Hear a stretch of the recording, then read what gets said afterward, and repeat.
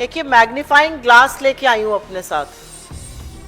आप लोगों को भी इसकी आने वाले दिनों में जरूरत पड़ेगी, खरीद लीजिए एक एक, क्योंकि इसी से ढूंढ रही हूं कि रुपया कहां तक गिरता चला गया है, और इसी से आगे यह भी ढूंढ रही हूं कि प्रधानमंत्री की गरिमा किस गोते में जाकर बस गई है।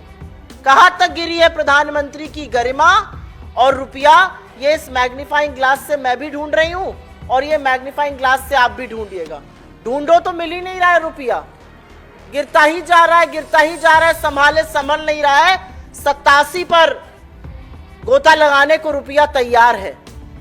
लगता है किसी को मोदी जी ने गलत बता दिया।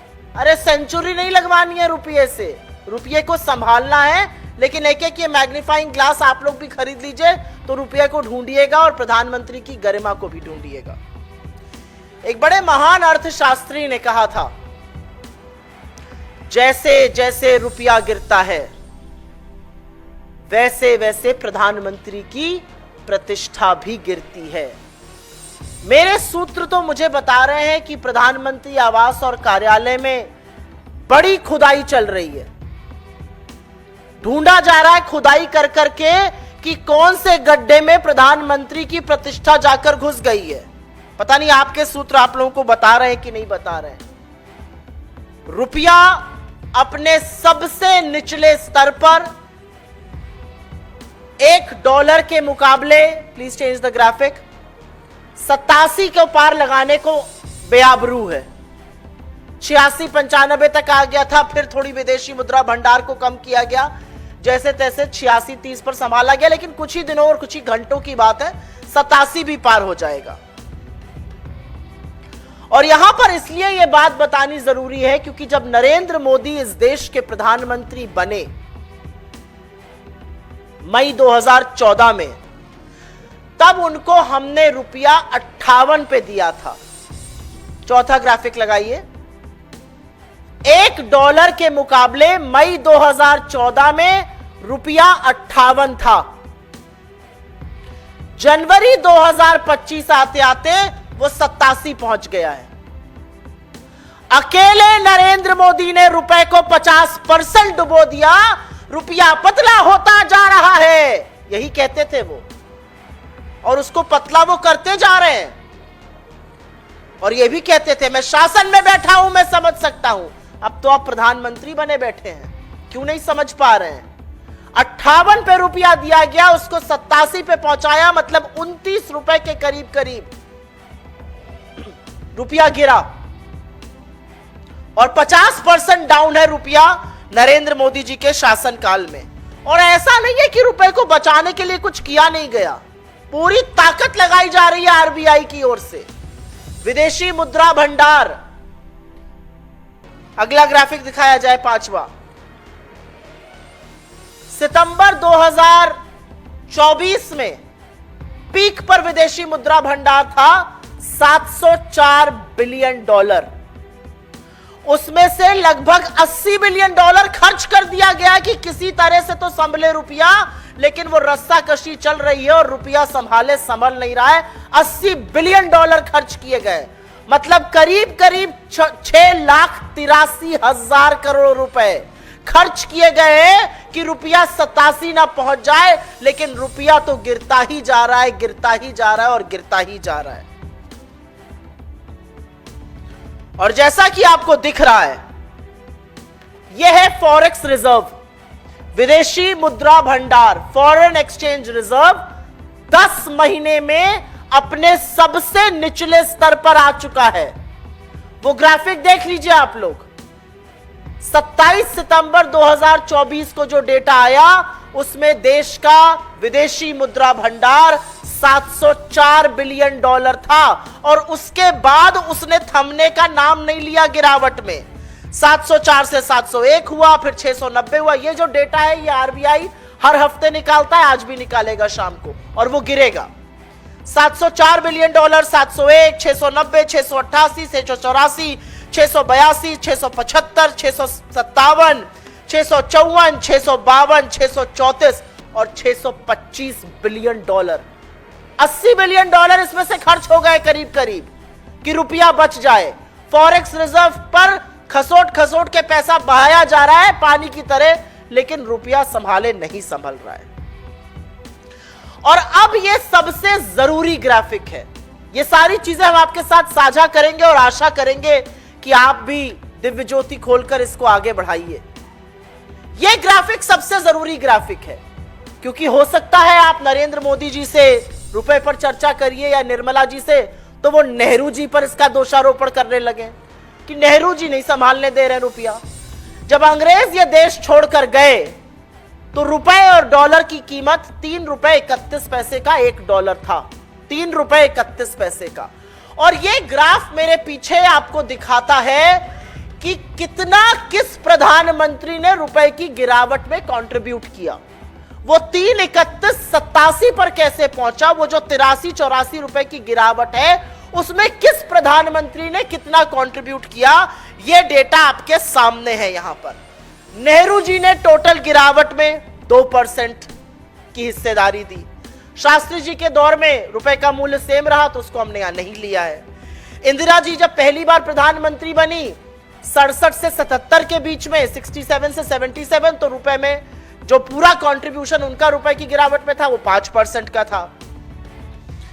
इंदिरा जी के दूसरे शासनकाल में उन्होंने फिर से 5% की हिस्सेदारी निभाई रुपए की गिरावट में। वीपी सिंह जी, विश्वनाथ प्रताप सिंह जी के इससे पहले राजीव जी के कार्यकाल में 6% की हिस्सेदारी निभाई उन्होंने गिरावट में। विश्वनाथ प्रताप सिंह जी ने भी 6% की हिस्सेदारी निभाई। जो रुपया गिरा 3.31 से 87, उसमें किसकी कितनी भागीदारी थी वो आपको बताने का प्रयास कर रहे हैं। इंदिरा जी ने पहले शासनकाल में 5%, दूसरे शासनकाल में 5%, नेहरू जी ने 2%, उसके बाद राजीव जी ने 6%, उसके बाद मोरारजी देसाई में रुपया 88 पैसे असल में बढ़ा। वीपी सिंह जी के शासनकाल में 6% की गिरावट हुई। नरसिंह राव जी को एक बड़े जर्जर हालत में इकोनॉमी मिली थी और इसीलिए 1991 के इकोनॉमिक रिफॉर्म्स भी करने पड़े थे, आईएमएफ के पास जाकर लोन भी लेना पड़ा था। और उनके शासनकाल में उन रुपए की जो हिस्सेदारी हुई गिरावट में वो 17% हुई। उन्होंने टोटल कंट्रीब्यूशन इस गिरावट में 17% का किया। उसके बाद अटल जी ने 6 साल में रुपए को 45 के पार पहुंचाया और उनको 11% का श्रेय जाता है। फिर डॉक्टर साहब आए और डॉक्टर साहब को 2004 में रुपया 45 पे मिला, 2007 में वो रुपए को 41 पर ले आए थे। 2008 की global financial crisis, economic depression के बावजूद हमारी करेंसी गिरकर सिर्फ 48 तक गई थी। लेकिन 2012 में जब टेपर टैंट्रम हुआ, जब फेडरल रिजर्व जो उनका आरबीआई समझ लीजिए सेंट्रल बैंक है अमेरिका का, और उसने बॉन्ड्स को टेपर करने की बात करी, वो बहुत बड़ी एक आर्थिक खबर थी और उससे इमर्जिंग मार्केट की करेंसी खूब गिरी। और यह सच है कि हमारा रुपया भी गिरकर 62 के आसपास, 62 नहीं 69 के आसपास पहुंच गया। लेकिन 4 महीने के अंदर 69 से खींचकर हम रुपए को वापस 58 पर लेकर आए। जीडीपी ग्रोथ 5.1% हो गई थी, उसको 6.9% पे लाए। 2% लगभग जीडीपी बढ़ाया कुछ ही महीनों में, जो नरेंद्र मोदी सपने में भी नहीं कर सकते हैं। $35 बिलियन का विदेशी निवेश भी लेकर आए और हमने नरेंद्र मोदी जी को रुपया 58 रुपए 46 पैसे पर सौंपा था 26 मई 2014 को। तो टोटल गिरावट में डॉक्टर साहब का कंट्रीब्यूशन 16% से थोड़ा ज्यादा, चलिए आप 17 कह लीजिए, उतना था। लेकिन यहां होती है असल कहानी शुरू, क्योंकि दुनिया के महान अर्थशास्त्री, हर चीज के विशेषज्ञ और तूफानी स्पेशलिस्ट नरेंद्र मोदी जी की एंट्री होती है। और उन्होंने टोटल गिरावट में अभी तक 34% का कंट्रीब्यूशन किया है। टोटल गिरावट में 34% का कंट्रीब्यूशन, और अपने कार्यकाल में रुपए को 50% से ज्यादा गिरा दिया नरेंद्र मोदी जी ने। यह ग्राफ आपको आंकड़े के साथ असलियत बता रहा है, क्योंकि 29 रुपए जो कम हुआ, रुपया टूटा उनके शासनकाल में, वो करीब करीब 50% की गिरावट है। और पूरी गिरावट में उनकी भागीदारी 34% की रही है। और अब रुपए, जैसा कि मैंने आपको बताया, 87 से आंख में चोली खेल रहा है। ऐसा लगा कि रुपया भागता जा रहा है और मोदी जी यहां से नारे लगा रहे, सब अब की बार 60 पार, अब की बार 65 पार, 70 पार, 75 पार, 80 पार, 85 पार, अब तो 87 भी पार ही करा देंगे। लगता है मन में बना लिया है सेंचुरी बनाकर ही रहेंगे। अब अंधभक्त, भोले भक्त जो नए नए विशेषज्ञ बने हैं अर्थशास्त्र के गूगल करके, वो आपसे कहेंगे ऐसी कौन सी बड़ी बात है, हम दुनिया की तीसरी अर्थव्यवस्था बन गए। उन भक्तों को समझाइए कि टूटते हुए रुपए का मतलब है कि आपका जो आयात है उसका दाम बढ़ रहा है। Your imports are becoming expensive. आप सबसे ज्यादा इंपोर्ट कच्चा तेल करते हैं, कच्चे तेल को इंपोर्ट करने का आपका दाम बढ़ता है। जितना दाम वहां बढ़ेगा उतनी आपकी घरेलू महंगाई बढ़ेगी। जैसे जैसा तेल का दाम, पेट्रोल डीजल का दाम बढ़ेगा, सब्जी, फल, अंडा, दूध, हर चीज का दाम बढ़ता है। डायरेक्ट लिंक रुपए का कमजोर होने का आयात से है। ज्यादा महंगा आयात मतलब ज्यादा महंगी चीजें, ज्यादा महंगी चीजें मतलब आरबीआई महंगाई को कंट्रोल करने के लिए ब्याज दर को बढ़ाएगा। ज्यादा बड़ी ब्याज दरों का मतलब है कि आपकी ईएमआई बढ़ेगी। अगर घर का लोन लिया है, ऑटो का लोन लिया है, एजुकेशन लोन लिया है, तमाम चीजों की किस्तें और ज्यादा हो जाएंगी। विदेश जाने का मन हुआ तो वो ज्यादा एक्सपेंसिव हो जाएगा, विदेश में पढ़ने का मन हुआ तो वो और भी एक्सपेंसिव हो जाएगा। जब हम रुपए की बात करते थे तो सामने से बीजेपी के जो एक से एक धुरंधर अर्थशास्त्री हैं, तूफानी स्पेशलिस्ट, अरे हमें डॉलर से मतलब ही नहीं है, हम बाकी करेंसी में ट्रेड कर रहे हैं। मान्यवर, हिंदुस्तान का टोटल विदेशी ट्रेड का 86%, 86% डॉलर में होता है।